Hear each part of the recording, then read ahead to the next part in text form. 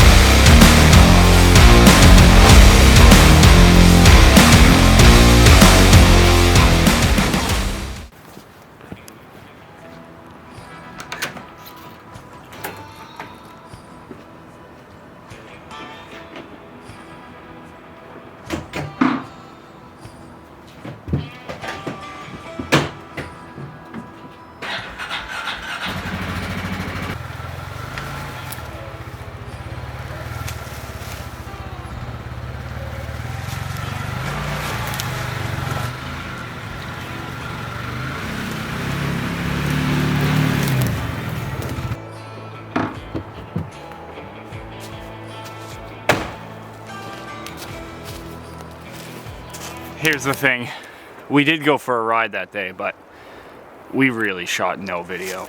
So I figured what better time to make a review than now. Here we go. It's a cool view.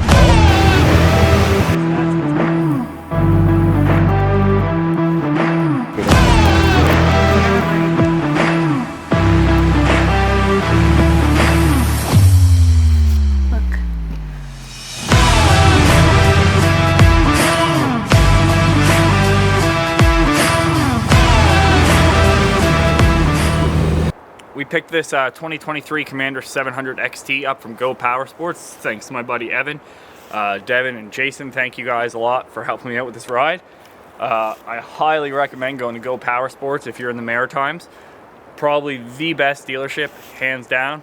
Don't argue with me on it, it's true. We went with the 700 mainly because it was in stock and the price point was in my budget. Would I have liked to have the 1000?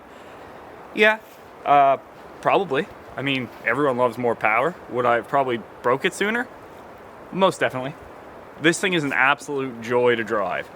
It's peppy enough, it goes fast enough, it handles great. Our trails are pretty tight, rocky, kind of like you just saw. A lot of fire road driving. It goes 105 kilometers an hour. I don't see why you need to go any faster. I haven't had a lack of power trying to get out of anywhere, that's for sure.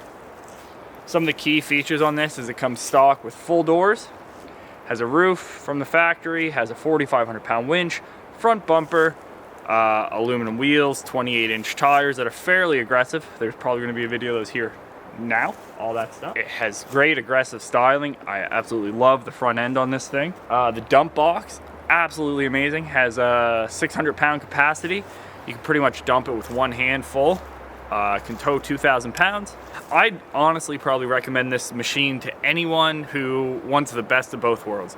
This machine is the ultimate work and play machine in my opinion. It shares a lot of similarities with the Maverick Sport, except that it's a dump box, so you really can't go wrong. So far the only things we've upgraded on it was we have a rear bumper, a full windshield, and a wiper, and we put a mirror in it because it was one of the hardest things I found driving it around was the blind spot when we're driving down on the shoulder of the roads around here.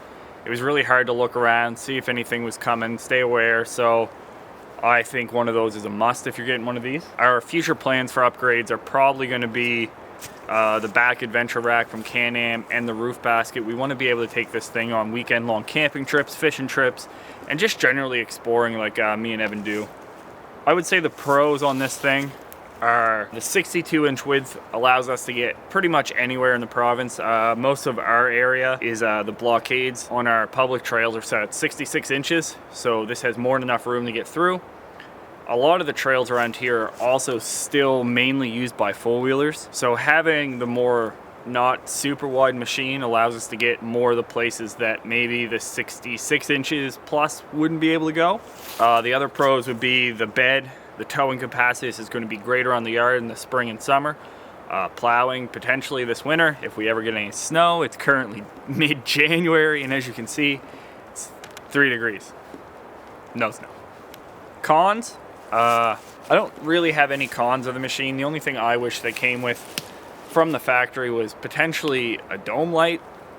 Once it gets dark, these things are impossible to see around the cabin, which kind of sucks. So yeah, I'd recommend this machine to pretty much anyone who's either just getting into side-by-siding, just coming from a four-wheeler, or you're just looking for that machine that you can do some yard work with or go out and play on the weekends. This is going to be that machine that does it all. We're really going to push the limits of this, that's for sure. Doing some short course races this year, probably all the off-roading we'll do. This thing's going to get used and abused, so we're going to do more of a long-term review later on this summer, see how we still feel about it, see if anything goes wrong. I'm gonna put a quick video in here, the time lapse of the build. Thanks Evan for that.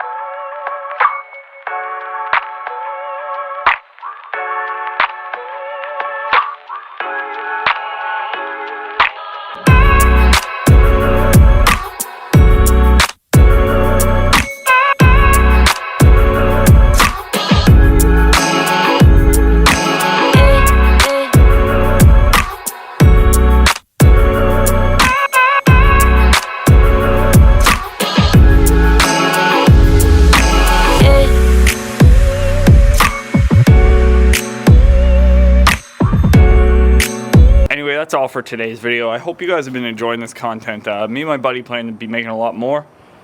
Stay tuned for that. I'll link his social media down below, mine down below as well. You can follow me on Instagram, and probably going to be trying to put out a video every other week.